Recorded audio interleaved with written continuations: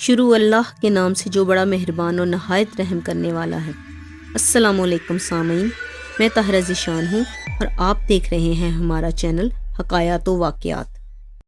امریکہ کا جنوبی خطہ قدرت کی فیاضی کے سبب سونے کے قدرتی ذخائر سے مالا مال رہا ہے۔ اس علاقے کی دریافت کے ساتھ ہی اقوام مغرب نے یہاں حریصانہ نگاہیں ڈالنا شروع کر دی تھیں، اور بعد ازاں یہاں کی عجیب و غریب تہذیبیں مٹانے کے پیچھے بھی حرص و ہوس کا ہاتھ تھا۔ پیرو بحر الکاہل کے مغربی کنارے پر آباد ایک مملکت تھی، جہاں عظیم ریڈ انڈین قوم انکا کی وسیع سلطنت 16ویں صدی عیسوی تک قائم رہی۔ پھر بعد کی 3 صدیوں تک ہسپانوی یہاں غاصبانہ طور پر حکمران رہے۔ 1821 میں جمہوری طرز حکومت کا اجرا ہوا تو پیرو کے تعلقات ہمسایہ ملک سے کشیدگی اختیار کرتے چلے گئے۔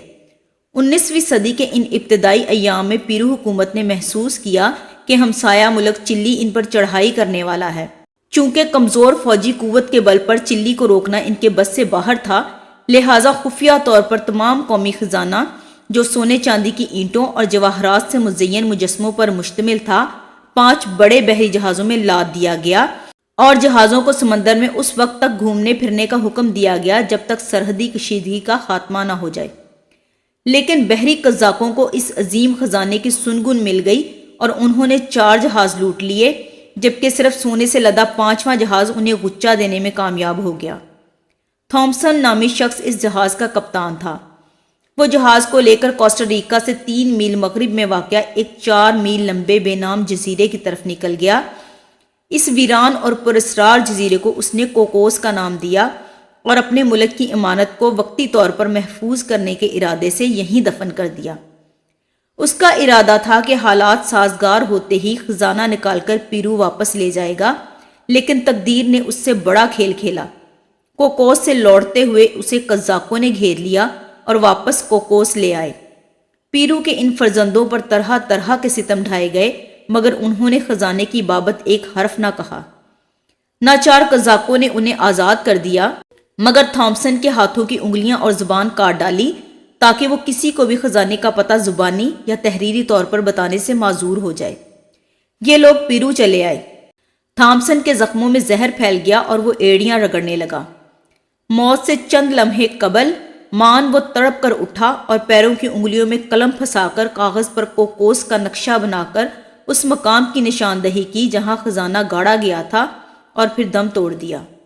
ڈاکٹر نے یہ نقشہ چھپا لیا اور کسی کو اس کی خبر نہ دی، صرف اپنی بیوی اور بہن کو اطلاع دی، اور ایک روز بیوی کو ساتھ لے کر ایک کرائے کے جہاز پر کوکوس روانہ ہوا، مگر جہاز کو ساحل سے دور روک کر ایک چھوٹی کشتی میں بیوی کو بٹھایا اور ملاحوں سے کہہ دیا کہ وہ جزیرے سے ادویات کی تیاری کے لیے جڑی بوٹیاں لینے جا رہے ہیں۔ وہ روزانہ جزیرے پر آتے جاتے رہے، مگر ایک روز ایک سخت طوفان نے ان دونوں کو سمندر میں غرق کر دیا اور ملاح واپس لوٹ گئے۔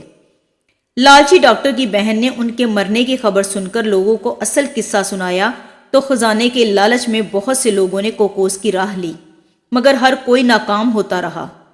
ایک بڑی کوشش برطانوی بحریہ کے کمانڈر پالسٹر نے کی اور فوج کی فوج لے کر کوکوس کی چھان پھٹک شروع کر دی، مگر حکومت برطانیہ نے ذاتی فائدے کے لیے فوج کے اس طرح استعمال کرنے کو جرم قرار دیا اور پالسٹر کو ملازمت سے علیحدہ کر دیا۔